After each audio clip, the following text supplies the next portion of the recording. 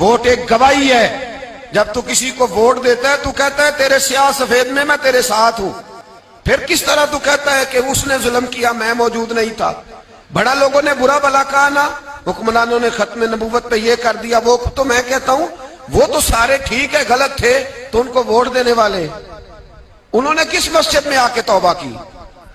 انہوں نے کہا آ کے اپنے نفل پڑھے اور کہا ہم سے غلطی ہو گئی ہم بھول گئے. وہ کدھر ہیں وہ لوگ جو ان کو سپورٹ کرتے ہیں؟ یہ خود آ جاتے ہیں. ہمیں نہیں پتا کہ جس کو ہم ووٹ دے رہے ہیں وہ ظالم ہے، ہمیں نہیں پتا جس کو ہم ووٹ دے رہے ہیں وہ جابر ہے، وہ فاسق ہے، وہ چور ہے، وہ ڈاکو ہے، وہ بے ایمان ہے، رسا گیر ہے. پھر بھی لائن میں لگ کے ووٹ دیتے ہو، پھر بھی برابر کے شریک ہوتے ہو. پتہ نہیں وہ کون ہے، ساری خبر ہے. کیا مانگا تھا یزید نے امام حسین سے؟ ووٹ. تو دے دیتے چپ کر کے امام حسین. مسجد نبی میں بھی تو جمعہ پڑھاتے تھے، مسجد نبی میں جمعہ پڑھاتے تھے، مدینہ شریف میں مصطفیٰ کے جانشین تھے. یزید کہتا تھا جو آپ کہیں گے مل جائے گا، پر امام حسین نے فرمایا یہ نہیں ہو سکتا کہ میں مسجد نبی میں نماز پڑھاتا رہوں اور میرے نانا کی امت پر کوئی ظالم مسلط رہے، یہ نہیں ہو سکتا.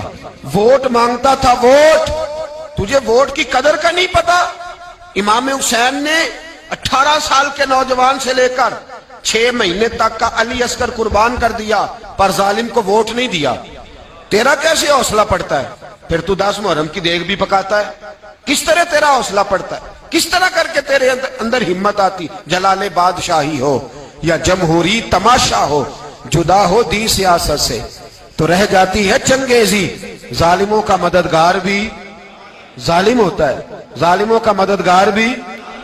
جو بڑے ظالم کے نیچے چھوٹی فوٹو بھی لگوائے، ووٹر اور سپورٹر بنے، وہ نہیں ظالم، وہ نہیں سخت. اور جو اللہ خیر کرے دفتر ہی کھول کے بیٹھ رہے اپنی بیٹھک کے آگے، جلیبیاں بھی کھلائے میرے کہنے پہ ووٹ دینا، وہ نہیں ظالم. بچ گئے، باہر نکل گئے. نہیں جی نہیں، ہم پاک صاحب ہیں، حکمران بڑے ظالم ہیں. نا تو بچ نہیں سکتا، تو برابر کا شریک ہے. مجھے ایک صاحب کہنے لگے ووٹ ڈالنے چلیں. الحمدللہ میں کبھی نہیں گیا.